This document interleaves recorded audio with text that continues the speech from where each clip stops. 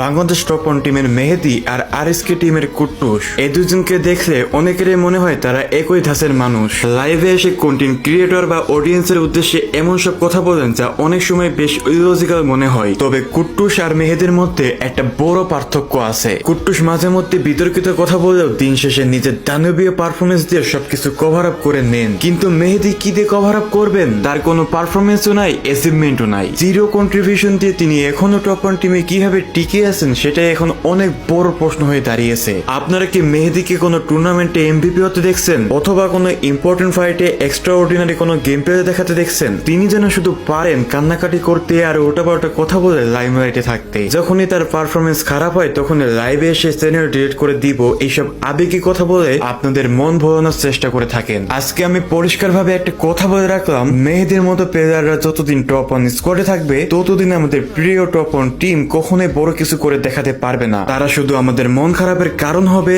আর অন্য টিমের ফ্যান বেজের সামনে আমাদের অপমানিত করবে। আপনাদের কি মনে হয় মেহেদীর কি এখনো টপ ওয়ান স্কোয়াডে থাকা উচিত, নাকি তার বদলে নতুন কাউকে সুযোগ দেওয়া দরকার? আপনারা অবশ্যই কমেন্ট বক্সে আপনাদের অপিনিয়ন জানিয়ে যাবেন।